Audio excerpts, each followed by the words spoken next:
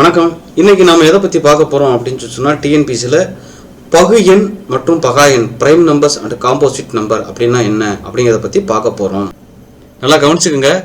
ஒரு எண் ஒன்றாவது வாய்ப்பாலையும் அதோட வாய்ப்பாலையும் வந்தா அதுக்கு பேரு பகா எண் அப்படின்னு பேர். இந்த இருக்கா பகா எண் ஒன்றாவது வாய்ப்பாலையும் அதோட வாய்ப்பாலில் மட்டும்தான் வரும், வேற எந்த வாய்ப்பாலையும் வராது.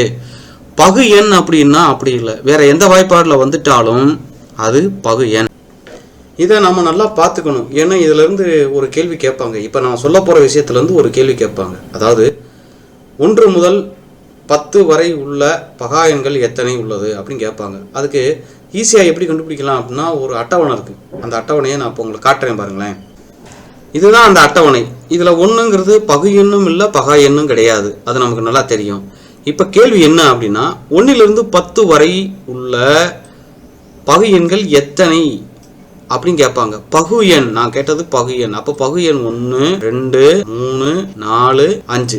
அப்போ 1 முதல் 10 வரைக்கும் உள்ள பகு எண் 5. மிச்சம் பகா எண் எத்தனை அப்படின்னு கேட்டால் இந்த ரவுண்டில் இருக்கிறத நம்ம கவுண்ட் பண்ணி எழுதணும், அவ்வளோதான். 4 பகா எண்.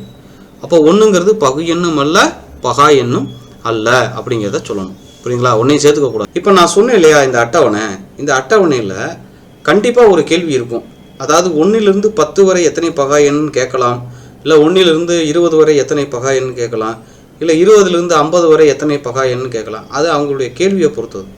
கேள்வியை நல்லா வாசித்து பார்க்கணும், அதுதான் முக்கியமான விஷயமே. அங்கே செவ்விய எண் அப்படின்னா என்ன தெரிஞ்சவங்க கமாண்டில் செவ்விய எண் அப்படின்னா என்ன அப்படிங்கிறத போடுங்க.